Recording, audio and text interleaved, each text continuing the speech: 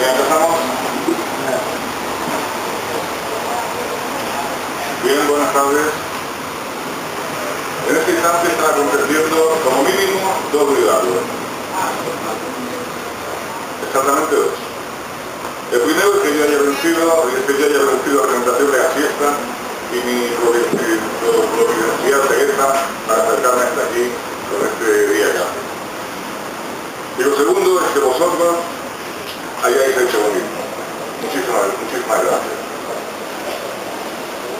Bien, ojalá tuviera algo realmente nuevo que decir sobre los lugares del sitio, el libro que hoy nos convoca, que no haya dicho ya en las presentaciones de Madrid, Valencia y Panamá.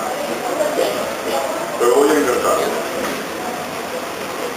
La poesía tiene un poder de convocatoria bastante limitado, muy limitado. Eso parece ser cierto, pero si nos fijamos bien no lo es del todo. Su poder de convocatoria es algo muy especial. Este, por ejemplo, no es un acto político donde se busque el desagravio lingüístico, de género, de igualdad o de amnesia histórica. Tampoco es una reunión de VIPs, gente copa, de canapé y copa, que varian sobre la cuadratura del círculo o la perseverancia de alguna matemática oscura, de la penúltima excentricidad de algún personaje de moda. No. Este es, porque tampoco puede ser de otra forma, un acto eminentemente solitario, silencioso e íntimo, en el que se trata de algo mucho más modesto e intemporal. Se trata, acaso, de las relaciones íntimas entre la realidad y el deseo. Esos dos misterios, por ejemplo. Se trata de las conexiones de los cortocircuitos entre el pensamiento y el lenguaje, también. Se trata, en definitiva, tan solo de poesía. Y es como decir que se trata de nada y de todo. Un gesto, una sonrisa, una mirada cómplice, lo concreto y lo abstracto, lo efímero y lo perenne, mezclándose gracias a una única lujuria que no debemos dejar nunca que desfallezca o que mengue. La lujuria que nos obliga a ser como somos sin que sepamos en realidad cómo somos. De ese hallazgo y esa búsqueda, de esa curiosidad sin límites, por lo divino y por lo humano, como si no fueran la misma cosa, se trata la poesía. Es decir, de esa suma de éxitos y sobre todo de fracasos que duran lo que duramos nosotros y en algún caso hasta un poco más. Los lugares del sitio es mi nuevo libro y no lo es. Lo es porque salió hace poco de la imprenta y no lo es porque empecé a escribirlo muchísimo tiempo antes que el Tratado de las Cosas sin Nombre, mi anterior publicación. Lo es también porque acabé de escribirlo hace tan solo 7 meses o menos. Y lo es, por supuesto, porque cuando hace 3 o 4 años lo abandoné en un cajón de una carpeta y en un archivo de mi ordenador, su historia siguió persiguiéndome hasta hoy y más allá. Según me temo y quizá explique posteriormente. A este libro, pues, he dedicado más tiempo y esfuerzo que a ninguno otro. Más horas, días y meses, luchando contra su firme y retorcida voluntad de escapar a mi control. Más cámaras, correcciones y escrituras, más revueltas, reinicios, suspensiones, hibernaciones y hasta formateos completos que a ningún otro anterior. Para acabar así convirtiéndose, creo, en el libro que yo deseaba que fuera. Pero además de libros, voy a hablar de viajes y de laberintos.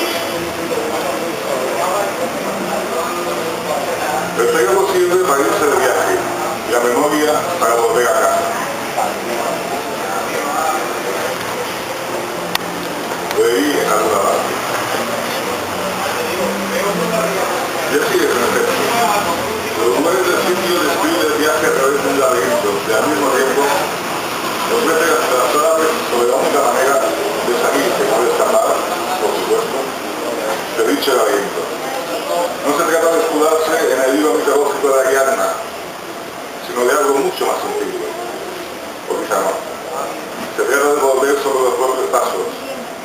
camino y de regresar al principio, al origen.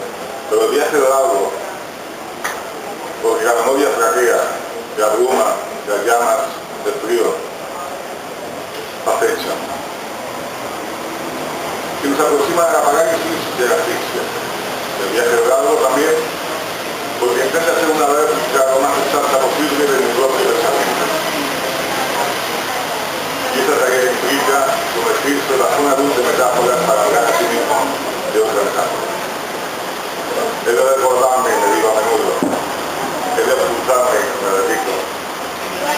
He de volver a ser quien soy, me digo también. He de mirar esta esquina, que ya lo veo como si fuera otro. Y la mirada lo veré después, cuando ya sí sea otro.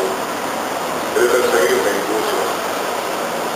Llega a ver quién, a ver que no se ficción de esa sucesión de escenas. He de volver a caer donde ya caí. Y he de levantarme donde ya me levanté. O viceversa. He de acordarme de todo para poder olvidarlo por completo. He de convertir el tiempo en lo que es y no en lo que yo quisiera que sea. Aceptarlo como una turbulenta colmena de citas, versiones y perversiones culturales. De formas de entender la vida o la muerte, en el largo y tortuoso deambular de la tribu humana, desde la luz del paraíso y desde la oscuridad de las cavernas hasta la luz intermitente de nuestros días, o la subida por nuclear o por moderna, sea eso lo que fuere, que ahora también parece amenazarme. Como siempre, Dante, Milton, Eliot, Cuadramón, Juan y Teresa, así también lo hicieron, o lo intentaron. Se trata pues de encontrarse y de haberse perdido, y de perderse acto seguido, de hacerse y deshacerse una vez y otra, en cada verso, en cada estrofa y en cada página de cada libro, de este como de los anteriores y de los que vendrán. Hacerse y deshacerse. Multiplicarse y mutilarse, mirarse los espejos y encontrarse tantas veces, mirarse los espejos y encontrárselos tantas veces, diáfanos y luminosos como resistentes leopardos, tanto da. Ninguna dialéctica nos combinará jamás por completo. Ninguna explicación ni síntesis, más o menos simplista, indulgente, agresiva o cínica, nos describirá del todo. Hay delirios que no están a nuestro alcance.